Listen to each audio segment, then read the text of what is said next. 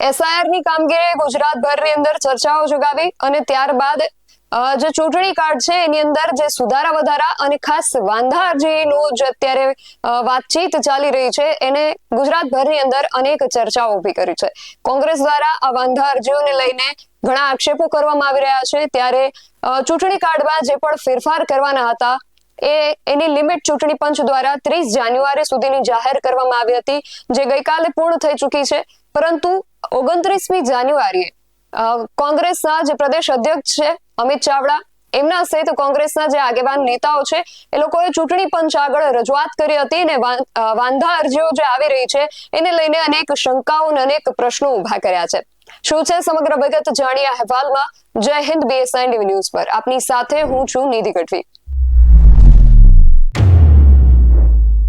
ગુજરાતભરની અંદર હાલ કોંગ્રેસ દ્વારા જે વાંધા અરજીઓ મૂકવામાં આવી રહી છે, કરવામાં આવી રહી છે, તેને લઈને વિરોધ નોંધાવવામાં આવી રહ્યો છે.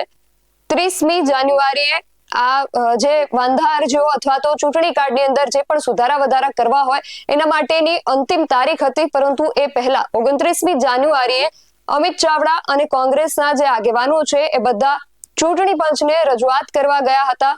સૌથી પહેલા તો આ અંગે તેમણે શું કહ્યું, સીધા તેમને જ સાંભળીએ. કાયદાની નિયમોની જોગવાઈ છે મુજબ કામ કરે, કોઈના પણ હાથો બનવાનું કામ ના કરે, નહીં તો એવા તમામ અધિકારીઓની જવાબદારી ફિક્સ થશે. એક પણ સાચા મતદારનો મતનો અધિકાર છીનવાશે તો એના માટે સંપૂર્ણ જવાબદાર આ ચૂંટણી પંચ બનશે. સાથે સાથે એ પણ કહ્યું છે કે ફોર્મ નંબર 7માં સ્પષ્ટ જોગવાઈ છે કે ખોટી માહિતી આપે, ખોટું એકરાર કરે તો અરજદાર સામે એફઆઈઆર નોંધવાની થાય છે, કાયદેસર કાર્યવાહી કરવાની થાય છે. કાયદેસર કાર્યવાહી ચૂંટણી પંચ કરે એવી માગણી પણ કરીએ છીએ. એક બાજુ એમ કહે છે કે 12.5 લાખ ફોર્મ મળ્યા છે અને બીજી બાજુ એમ કહે છે કે હજુ સુધી અમે 1,50,000 જેટલી જ એન્ટ્રી કરી છે.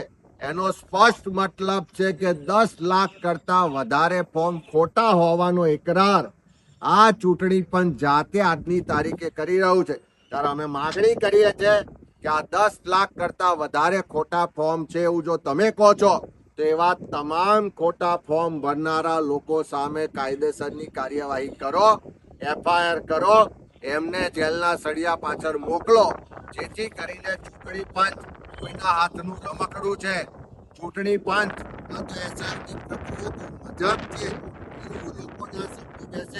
ચૂંટણી પંચનો પરનો લોકોનો વિશ્વાસ જે આજે ટક્યો છે એ સંપૂર્ણ ખતમ ના થઈ જાય તો અમે તે તાત્કાલિક પગલાં કરો એવી માંગણી.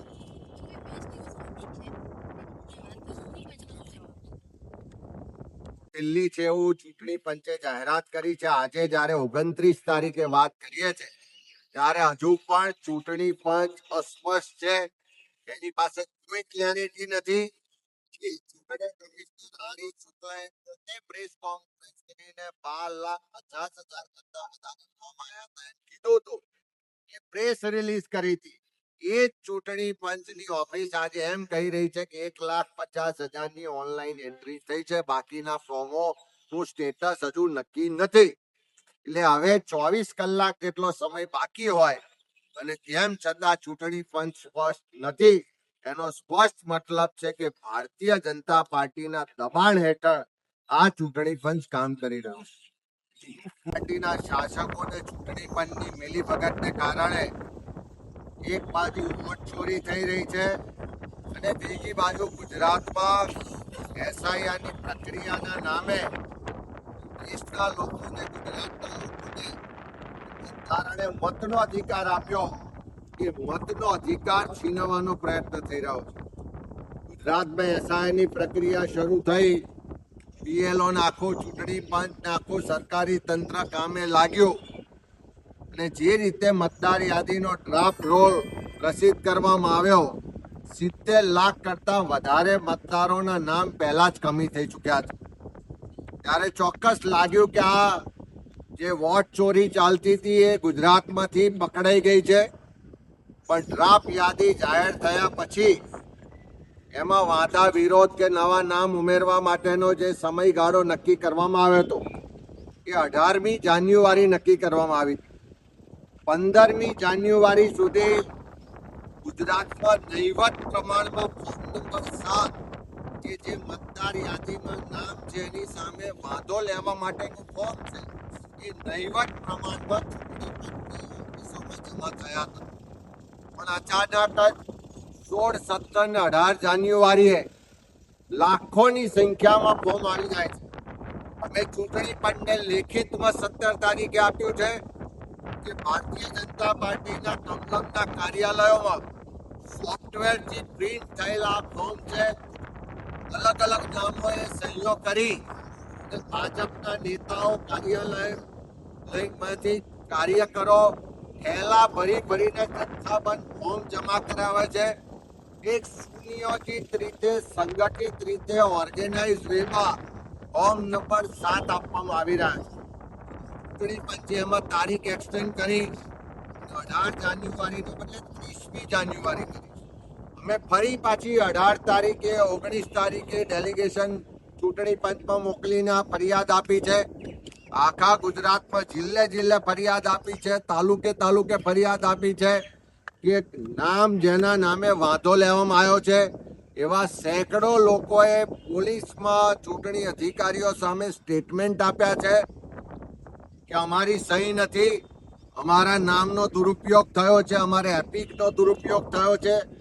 કચ્છ જેવી જગ્યાએ તો BLOએ રિપોર્ટ આપ્યો છે કે વાંધો લેનારના મોટે ભાગના એપિક કાર્ડ નંબર ખોટા છે, મોબાઈલ નંબર ખોટા છે, વાંધો લેનારના નામ ખોટા છે. કેટલાય કિસ્સામાં તો જે વ્યક્તિ વિદેશમાં રહે છે એવા લોકોના નામે વાંધો આપ્યો છે.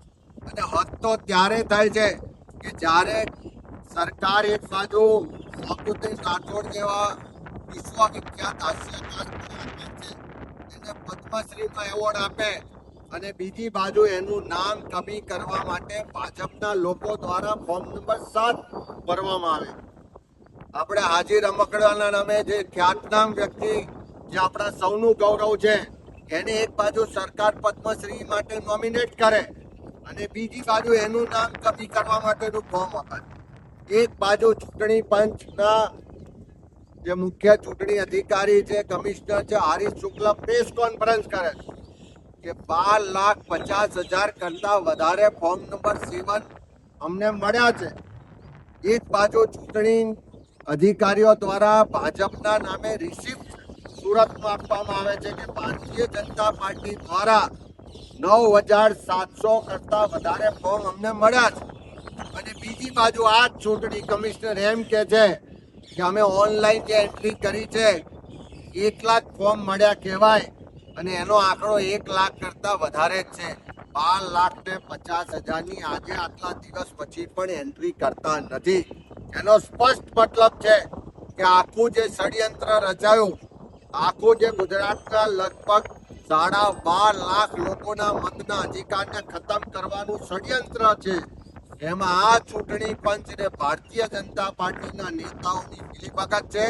આજે 18 તારીખથી 29 તારીખ થઈ, વારંવાર માગણી કરી, આવેદન પત્ર આપ્યા, ધરણા કર્યા, લોકો રેલીઓ કાઢી રહ્યા છે, પણ આ ચૂંટણી પંચ નામ જાહેર કરતા નથી કે કોના સામે વાંધો આવ્યો છે, કોના દ્વારા વાંધો આપવામાં આવ્યો છે, કયા કારણસર વાંધો આપવામાં આવ્યો છે. આજે અમે રાજ્ય ચૂંટણી કમિશનર પાસે રજૂઆત કરી છે, લિખિતમાં આપ્યું છે કે કાયદાની જોગવાઈ છે કે તમારે આ માહિતી પબ્લિક ડોમેનમાં જાહેર કરવી પડે. કાયદામાં જોગવાઈ છે કે ફોર્મ નંબર 7નો જે અરજદાર છે એણે પુરાવા રજૂ કરવાની જવાબદારી છે. જો એની પાસે પુરાવા ના હોય તો એ જ મિનિટે ફોર્મ દફતરે કરવાની જોગવાઈ છે. એમ છતાં પણ કોઈ કાર્યવાહી થતી નથી. ઉલટાનું જે BLOએ આટલો સમય મહેનત કરી એને ફરી પાછા ઘેર ચકાસણી કરવા મોકલી રહ્યા. એટલે ભારતીય જનતા પાર્ટીના શરણે બેઠેલું આ ચૂંટણી પંચ આજે ગુજરાતના લોકોના મતના અધિકારનું રક્ષણ કરવાની જવાબદારી હાથ ઊંચા કરી રહ્યું હોય એવું સ્પષ્ટ રીતે દેખાઈ રહ્યું છે. હવે સ્પષ્ટ રીતે કીધું છે કે અમે એક પણ સાચા મતદારનો મતનો અધિકાર છીનવવા નહીં દઈએ. એના માટે જે લડાઈ લડવાની થાય એ લડીશું. તો કોંગ્રેસ અને અમિત ચાવડાના આક્ષેપો વિશે તમારું શું માનવું છે અમને કમેન્ટ કરીને ચોક્કસથી જણાવજો. આવા જ વધુ અહેવાલો સાથે મળતા રહીશું. તમે મારી યુટ્યુબ ચેનલને સબસ્ક્રાઇબ કરવાનું અને અમને ફેસબુક અને ઇન્સ્ટાગ્રામ પર ફોલો કરવાનું ભૂલશો નહીં. બાકી અવનવી અપડેટ્સ માટે આપ જોતા રહો BSI ટીવી ન્યૂઝ. નમસ્કાર.